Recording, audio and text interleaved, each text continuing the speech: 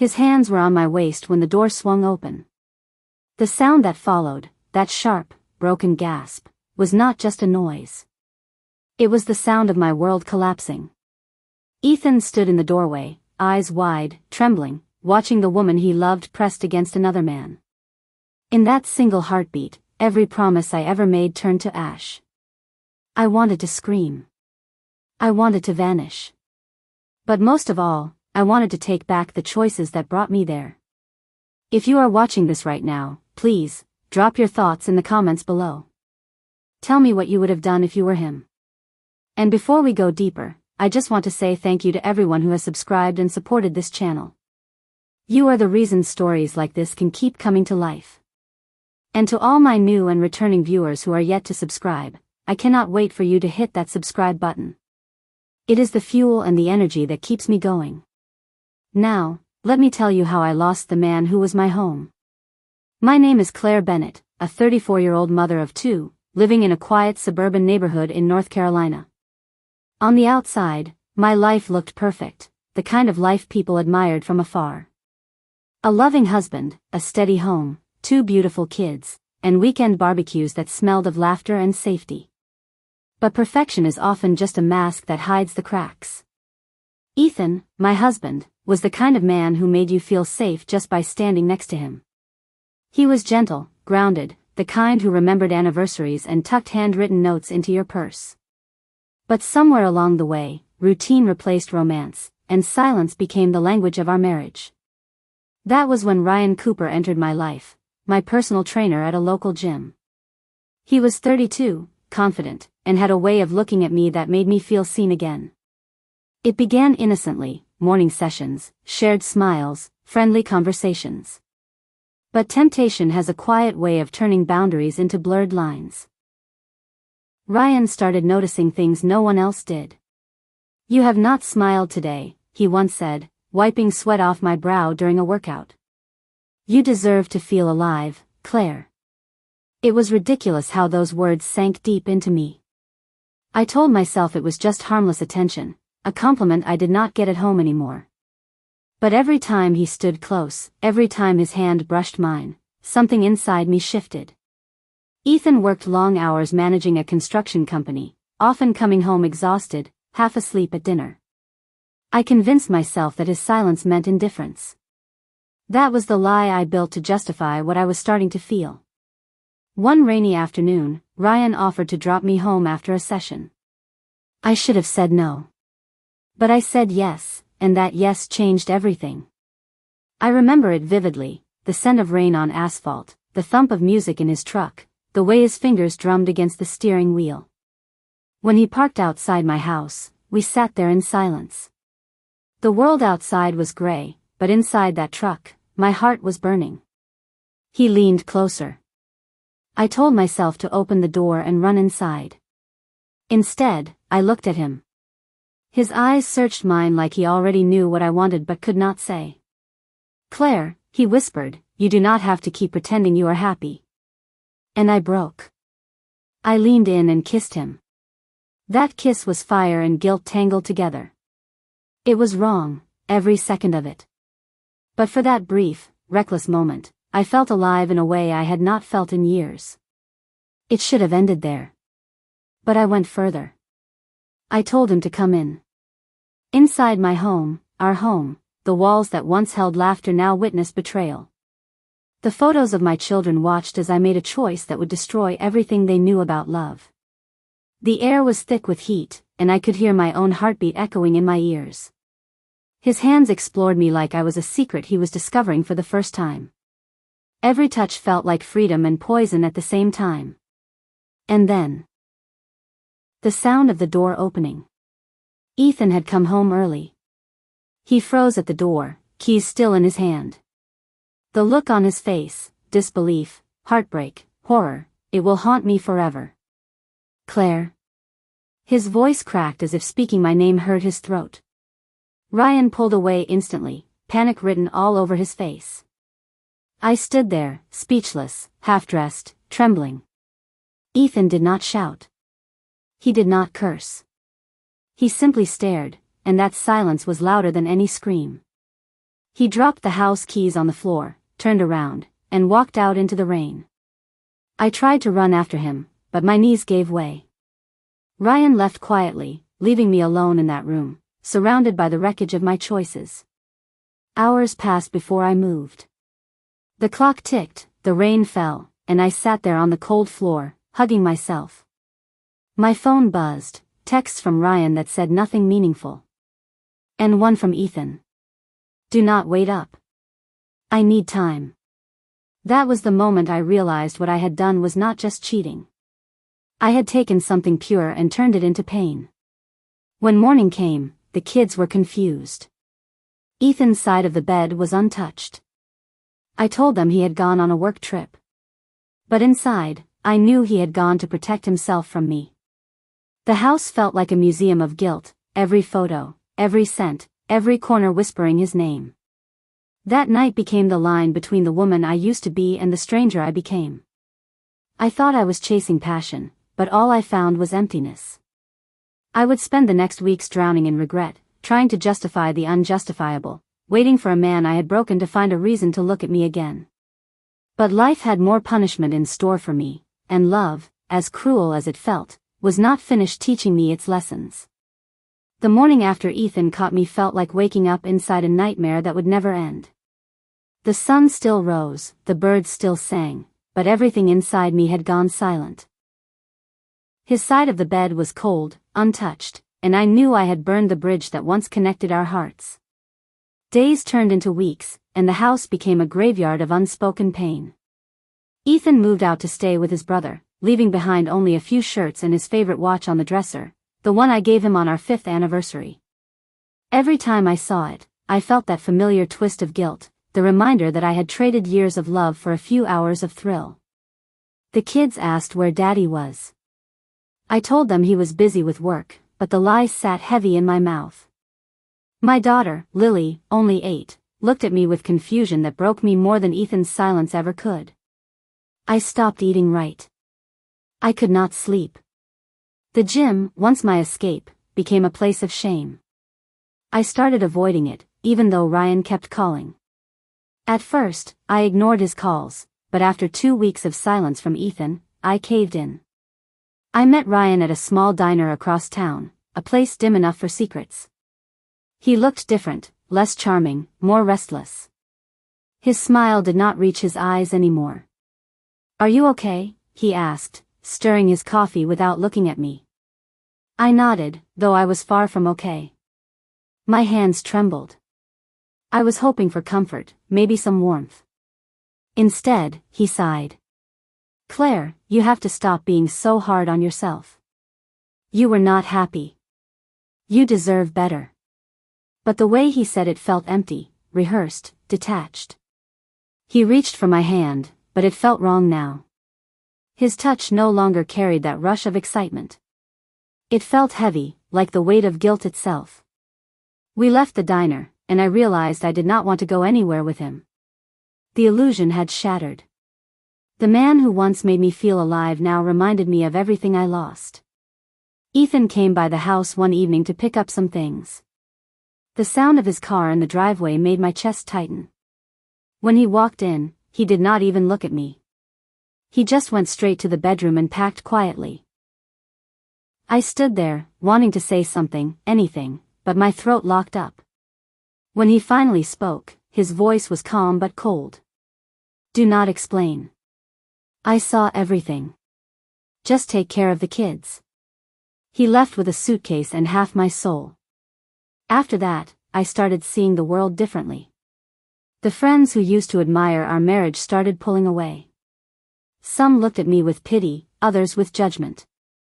My mother called once and asked if I was thinking clearly. I could not even answer her. Ryan became my only company, but even that began to crumble. The thrill was gone. The late-night texts turned into excuses. He started canceling plans. When I asked if something was wrong, he simply said, "I think we need space." Space, the same word Ethan used when he left. That was when I realized I was alone. Completely, utterly alone. It was a Friday afternoon when I went back to the gym for the first time in months. My hands shook as I signed in, hoping Ryan would at least acknowledge me. But what I saw froze me in place. He was there, with another woman. She was young, pretty, wearing the same nervous smile I once had. He was standing too close to her, whispering in that same tone that had once undone me. My stomach dropped. When he finally noticed me, he did not look surprised. Just annoyed. He walked over, forced a smile, and said, "Claire, you should not be here." I wanted to scream, to ask him why. But deep down, I already knew. He had moved on, or maybe he was never really there. Later that evening, I found out from a friend that Ryan had been fired for inappropriate relationships with clients. Apparently, I was not the first woman he had crossed the line with. I was just one more name in a string of mistakes he would never take responsibility for. The shame that followed was unbearable. I had destroyed my marriage for a man who never loved me. I stopped answering calls. I stayed indoors for days, replaying every memory of Ethan in my head. The way he laughed, the way he brushed my hair out of my face, the way he whispered, "You are safe with me," when life felt too hard. Now, I was unsafe inside my own mind. One evening, I found myself sitting in our old living room, staring at a family photo, Ethan holding Lily, our son Noah sitting on his shoulders, and me beside them, smiling like life was perfect. I started crying so hard I could not breathe. I wanted to call him, to beg, to plead for forgiveness. But I did not. I was too afraid he would not answer. The nights became long and empty. The house creaked with loneliness, and every sound reminded me of what I lost. 3 months later, fate intervened in a cruel way. I saw Ethan at the grocery store. He looked thinner, tired, but still had that same steady grace. He saw me, too. For a moment, our eyes met, and my heart stopped. He gave me a polite nod and turned to leave. I could not let him go again. I followed him outside, trembling. "Ethan," I said, my voice cracking, "please. Can we talk?" He stopped, but did not turn around. "There is nothing left to say, Claire." Tears burned my eyes. "I know I destroyed everything. I do not expect you to forgive me. But I need you to know that I am sorry. For every lie, every second I made you doubt yourself. I am sorry." He finally turned to face me. His eyes were red, tired, but not cruel. "Do you even know why it hurts so much?" he asked softly. "Because I still love you. And that is the part one hates the most." He walked away again, leaving me standing there in the rain, the same rain that started it all. That night, I realized I had traded a man who built a life with me for one who could not even build honesty. I had confused attention with affection, desire with love. But love, real love, is patient, even when broken. And though I did not know it then, Ethan's love for me, bruised as it was, had not completely died. There was still a small flame left, waiting for truth to touch it again. And that was when I decided I would do whatever it took to make things right, even if it took a lifetime. Time did not heal everything, but it gave me space to see clearly. Months had passed since that day in the grocery store, and I was still living inside the shadow of my choices. The affair was long over, Ryan had disappeared, and Ethan remained distant. But I had finally stopped trying to outrun my guilt. I began facing it, one day at a time. I started therapy. I joined a local support group for women rebuilding after betrayal, some who had been cheated on, others who had done the cheating. That room became my mirror. Every story I heard echoed pieces of my own. I realized how pain connects people in strange, humbling ways. I learned that forgiveness does not begin with being forgiven, it begins with accepting what you have done and choosing to become better. It was early spring when I decided to reach out to Ethan again. Not to beg, not to pressure, but to simply tell him that I was still here, still sorry, and still hoping that maybe, one day, we could talk. I wrote him a letter. No texts, no emails, just pen and paper, the way he used to write to me when we first dated. "Ethan, I will never find the words to undo what I did. I broke your trust, your peace, and your heart. I know you owe me nothing, but I wanted you to know that I have spent every day since that night trying to understand why I became someone I never wanted to be. I am not asking you to come back. I am asking you to heal, even if that healing means letting go of me. But if there is still a piece of you that remembers the woman you once loved, I want you to know she is fighting to be her again. I mailed it and waited, not knowing if I would ever get a response. Days turned into weeks. Silence became my companion again. But then, one evening, there was a knock on my door. When I opened it, Ethan was standing there. He looked older somehow. Not in years, but in the way pain matures a person. He stepped inside slowly, eyes scanning the living room like he was seeing a memory he was not sure he wanted to relive. "I got your letter," he said quietly. I nodded, afraid to speak. He sat down on the couch, and I sat across from him. The air between us was heavy but not hostile. For the first time, he looked at me, really looked at me. "You hurt me more than I ever thought possible," he began. "There were days I wanted to hate you. But I could not. Because even when I tried, love kept getting in the way." Tears filled my eyes. "Ethan, I destroyed everything that was good in us. I do not expect anything from you. I just wanted a chance to tell you that I finally see the man you always were. The man I should have never walked away from." He sighed, rubbing his hands together. "You know what I realized, Claire? Home is not just a house or a routine. It is a feeling, one that you only recognize when you lose it. You were my home, too.